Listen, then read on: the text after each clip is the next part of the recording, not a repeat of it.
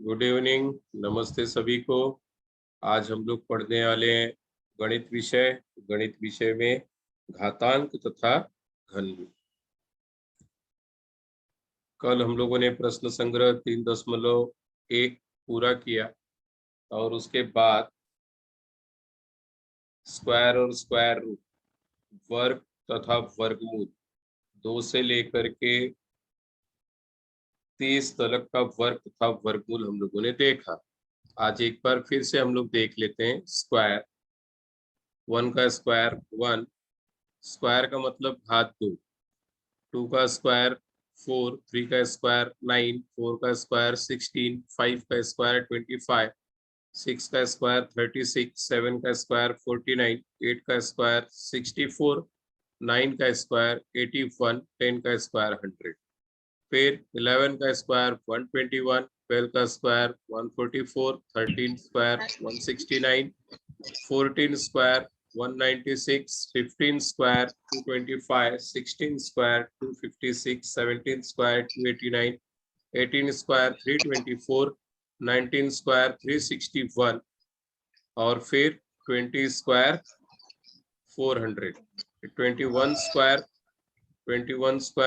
441, 22 square 484, 23 square 529, 24 square 576, 25 square 625, 26 square 676, 27 square 729, 28 square 784, 29 square 841, 30 square 9। और फिर square root. Square root क्या है? वर्गमूल ज्ञात करना। वर्गमूल कैसे ज्ञात करेंगे हम लोग? वर्गमूल ज्ञात करने के लिए सिस्टम क्या है? वर्गमूल कैसे ज्ञात करेंगे हम लोगों ने पहले ही देखा है। वर्गमूल ज्ञात करने के लिए मैंने बताया था कि आप लोगों को गुणनखंड विधि आनी चाहिए। गुणनखंड विधि से जाओगे तो आप लोगों को इजी होगा। और गुणनखंड हम लोगों ने कब सीखा है? 5वीं कक्षा में सीखा है। किसी का अविभाज्य गुणनखंड ज्ञात करना। जैसे 2 का स्क्वायर 4 था तो 4 का स्क्वायर रूट कल बताया तो मैंने कि एक करणीय रूट कहते हैं इसे, स्क्वायर रूट वर्गमूल। तो 4 का वर्गमूल कितना होगा?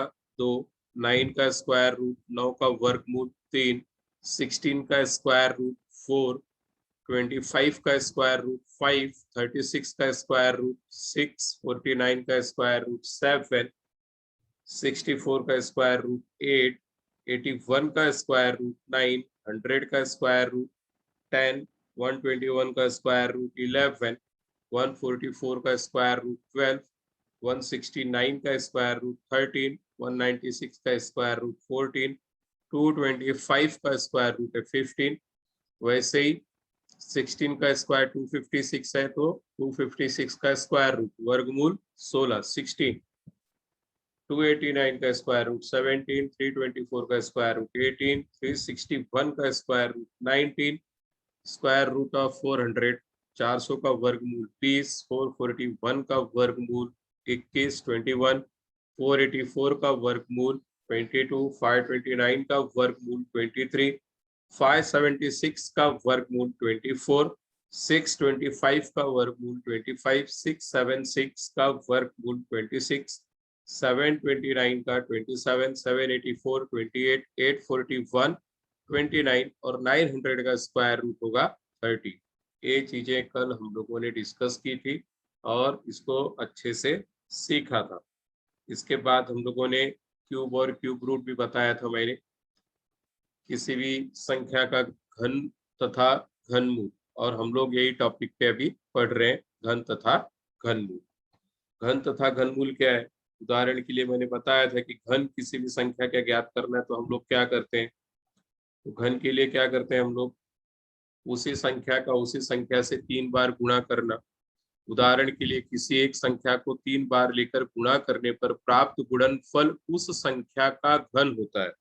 उदाहरण के लिए 6 इंटू 6 इंटू 6, 6 का घात 3 क्यूब का मतलब कितना हुआ? 216। 6 छक 36 छक्का 216, अर्थात 216 यह जो संख्या है वह 6 का घन है या 6 का क्यूब है। 6 क्यूब इक्वल्स टू 216। तो जैसे हम लोगों ने वर्ग देखा था 8 का वर्ग जो है वह 64 है। 8 का स्क्वायर कितना है 64, 9 का स्क्वायर कितना है 81। तो 81 का वर्गमूल हम लोगों ने देखा, 81 का वर्गमूल कितना है 9। वैसे 64 का वर्गमूल कितना है 8। वैसे ही घन होता है, जैसे 3 का घन, 3 का 3 में 3 बार गुणा, 3 त्रिका 9 तिया 27, 27। तो 3 का घन कितना है 27, तो 27 का घन मूल कितना है 3।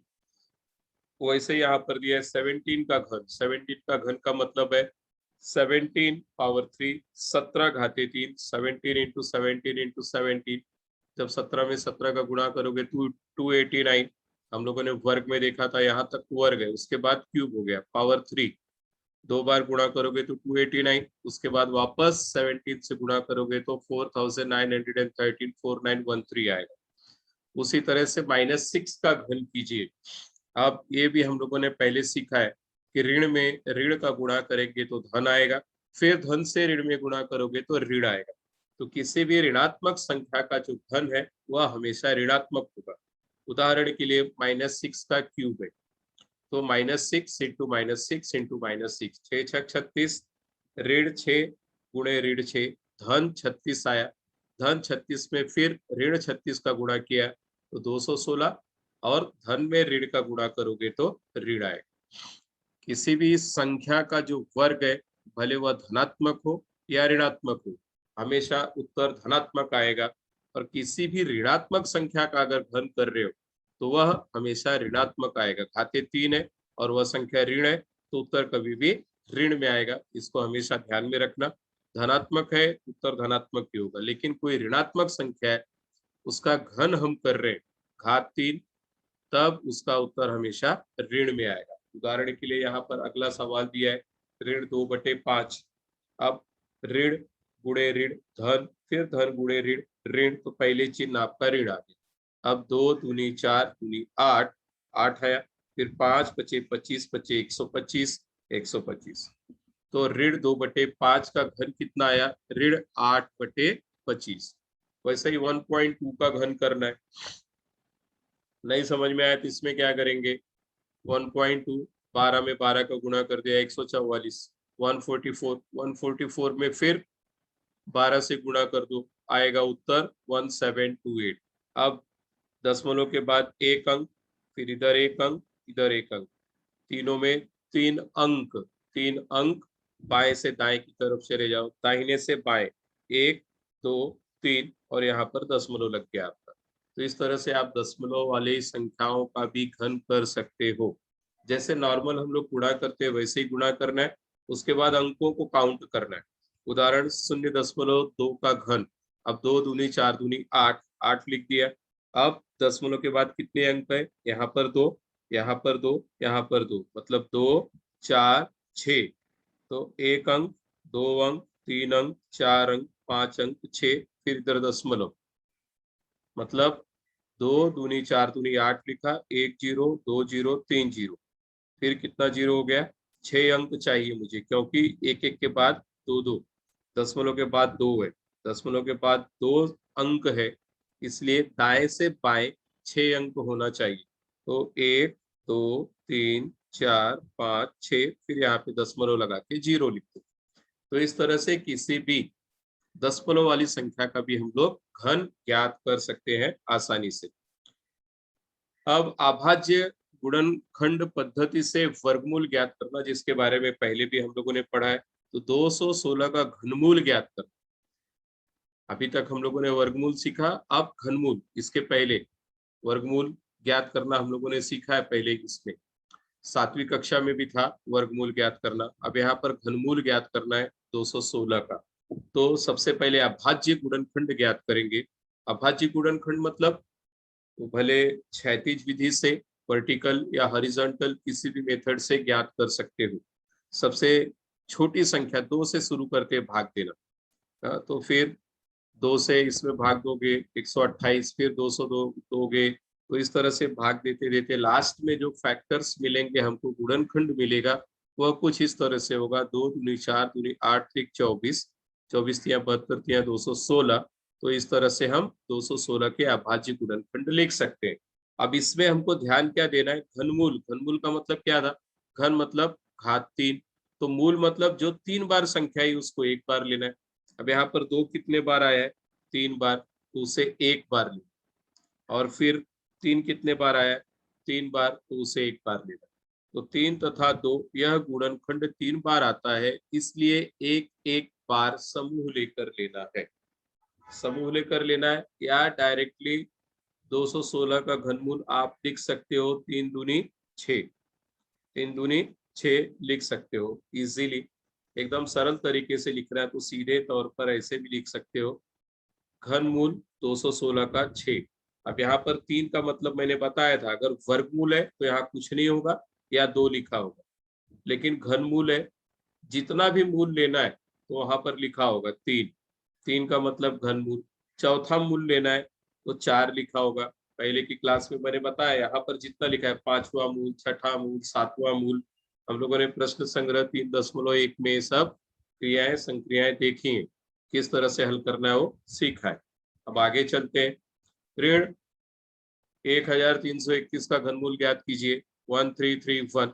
तो जब हम लोग इसके अभाज्य गुणनखंड 1331 के ज्ञात करेंगे तो क्या मिलेगा, 11 इंटू 11 इंटू 11, 11, 11 में 121 में फिर से 11 का गुणा किया तो 1331 आएगा। संख्या ऋणात्मक है तो ऋण ऋण ऋण तीनों में। अब 3 बार 11 आया तो 1 टाइम लेना है, उत्तर क्या आएगा, 1331, ऋण 1331 का घनमूल कितना होगा, यहाँ पे देखो घनमूल दिया है करनी में, करनी में कितना लिखा है -1331, क्या ज्ञात करना है, तो यहाँ करनी के बाहर इस तरफ लिखा है तो 3, 3 बार, 3 बार जो संख्या है उसको एक बार लेना है, इसलिए -11।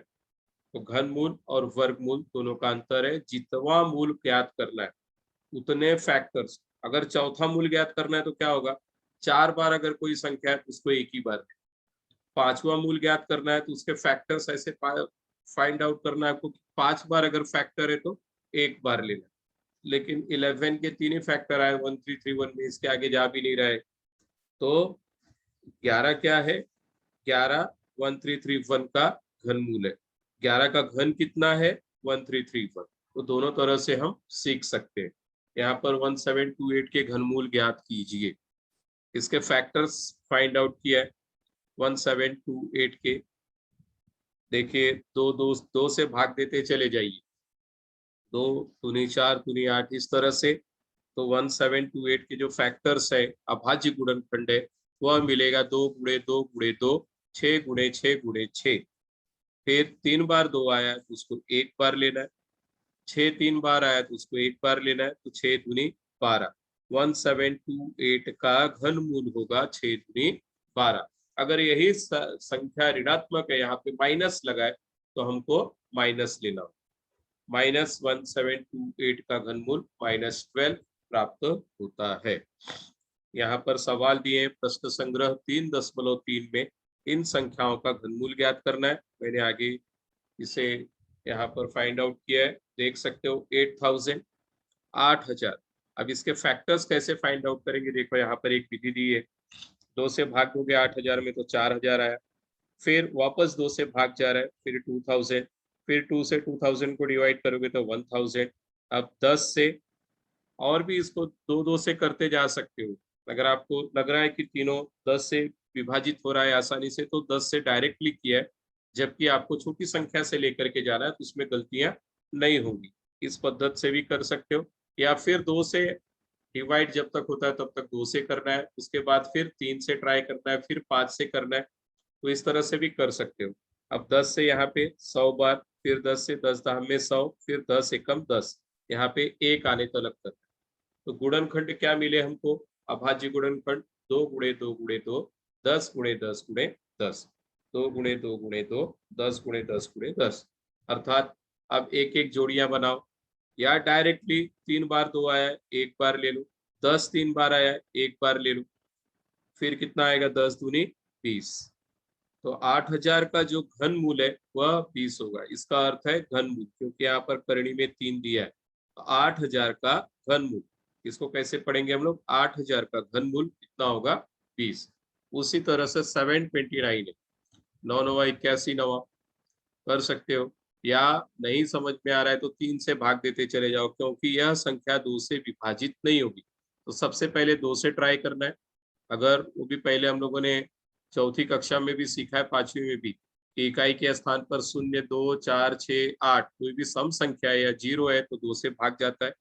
फिर 3 के लिए भी बताया गया है कि सभी जो भी संख्याएं दी गई हैं, उसके अंक देखो कौन कौन से, जैसे 7 2 9, 7 2 9 और 9 18, इसका जोड़ कर दो और फिर उसमें 3 से भाग दे करके देखो।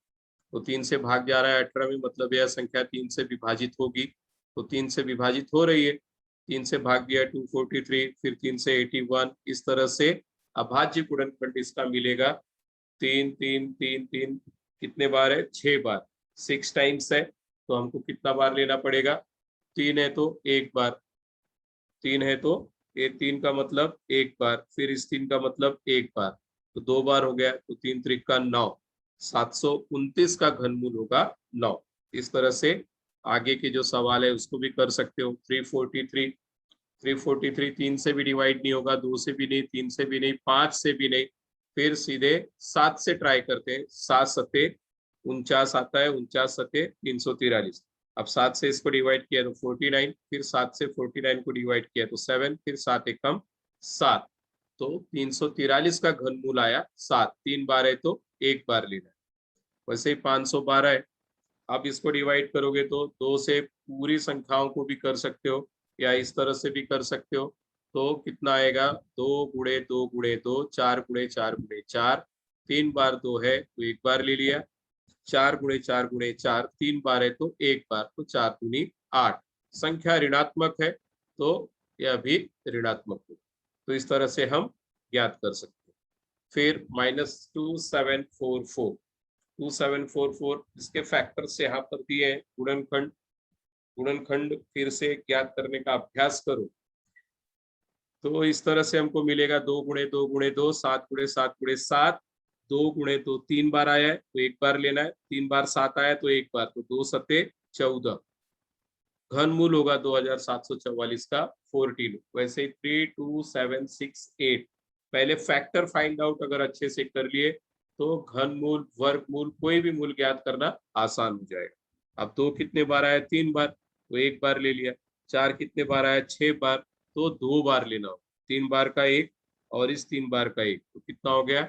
4 चौक 16 दूनी 32, 32,768 का घनमूल होगा 32। तो इस तरह से हम ज्ञात कर सकते हैं। अब आगे थोड़ा सा प्रश्न नंबर 2 के सवाल थोड़ा सा कठिन है, अगर उसका सही से अभ्यास करोगे तो आ जाएगा, इतना कठिन भी नहीं है। अब क्यूब रूट घनमूल ज्ञात करना है 27/125 का, तो कैसे ज्ञात करेंगे? तरीका वही है, सिर्फ ऊपर नीचे लिखा है अंश और हर में। तो क्यूब रूट ऑफ 27 कैसे? इसके फैक्टर्स क्या आएंगे? 3 त्रिका 9 तिया 27, 125 का फैक्टर क्या होगा? 5 पचे 25 पचे 125, 3 3 बार आया है 1 बार ले लो, 5 3 बार आया है 1 बार ले लो, क्योंकि घनमूल ज्ञात करना ऐसे नहीं लिखा तो भी चलेगा, डायरेक्टली फाइंड आउट कर सकते हो। 3 गुणे 3 गुणे 3, 5 गुणे 5 गुणे 5, 3 बार 3 है 1 बार ले लिया, 3 बार 5 है 1 बार ले लिया, तो 27/125 का घनमूल होगा 3/5। इतना अगर इसमें कंफ्यूजन कहीं हो रहा है तो इसमें परेशान होने की आवश्यकता नहीं है। इसके फैक्टर्स फाइंड आउट करो, अभाज्य गुणनखंड ज्ञात करो। 3 बार जो संख्या आई है उसको 1 बार लेना है। 5 3 बार आया वहां पर 1 बार ले लिया, उत्तर मिला 3/5। वैसे 16/54। अब 16 का जो अभाज्य गुणनखंड है क्या होगा? 2 दूनी 4 दूनी 8। वैसे ही 54 का 3 त्रिका 9 तिया 27 दूनी 54 है। थोड़ा सा यहाँ पे करेक्शन है, इसको हम लोग और कैसे कर सकते हैं? 16/54 है, तो 16/54, 8 दूनी 16, 27 दूनी 54, 8 दूनी 16, 27 दूनी, क्योंकि 16 2 दूनी 4 दूनी 8, लेकिन 16 के लिए फिर 2 आ जाएगा, ऐसे भी कर सकते हो आप। कैसे? 16 का जो गुणनखंड है 2 दूनी 4 दूनी 8 दूनी 16। वैसे 54 का 3 त्रिका 9 तिया 27 तिया 54, 27 दूनी 54, तो क्या होगा? ये 2 और ये 2 ऊपर से कट हो जाएगा, बचेगा 3 बार 2 और 3 बार 3, तो इस तरह से हम लोग 2/3 ले सकते हैं। या दूसरा तरीका ये भी कर सकते हो, 8 दूनी 16, 27 दूनी 54, इस 2 को इस 2 से कट कर दो, बचेगा 8/27। अब 8 के फैक्टर्स 2 दूनी 4 दूनी 8 और 3 के 27 के फैक्टर्स क्या होंगे, 3 त्रिका 9 3 27। उत्तर आएगा 2/3। 2 3 बार आया है, 3 भी 3 बार आया है, तो 2/3 एक बार ले। वैसे ही 0.000729। अब इसको देख करके घबराने की जरूरत नहीं है, क्योंकि यहाँ पर बहुत कई अंक है, दशमलव के बाद 6 अंक है, दशमलव के बाद 6 अंक है, तो 1 2 3 4 5 6, एक के बाद उतने जीरो लगा। अब इसका फैक्टर क्या है, 9 9 81 9, 9 गुणे 9 गुणे 9 और बटे 100 गुणे 100 गुणे 100, तो 9/100 आएगा। उत्तर आएगा 0.09। कैसे ज्ञात करेंगे, 9 729 है, 9 इंटू 9 इंटू 9 और 100 इंटू 100 इंटू 100 मिलेगा 9/100। 9/100 उत्तर मिला हमको, ऐसे लिखा तो भी चलेगा, या 2 अंकों के बाद दशमलव, 9 फिर 1 जीरो लेकर के आगे दशमलव फिर 0। इस तरह से भी इसको हम याद कर सकते हैं। धन्यवाद, थैंक यू। उम्मीद है सवाल आपको समझ में आए होंगे।